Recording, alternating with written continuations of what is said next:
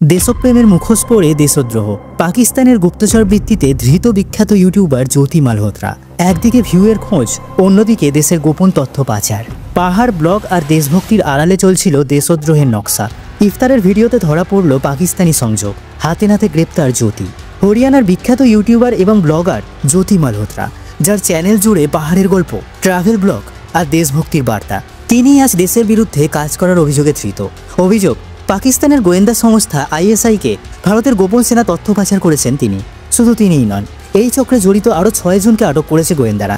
সূত্র বলছে, Pakistan high commissioner কর্মকর্তা দানিশের সঙ্গে তার দীর্ঘদিনের যোগাযোগ ছিল।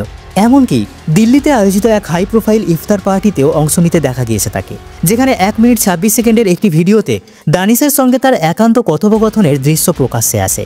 আরও বিস্ময়ের ব্যাপার, তদন্তে জানা যাচ্ছে এই সম্পর্কে সূত্র ধরে জ্যোতি বহুবার পাকিস্তান সফর করেছেন।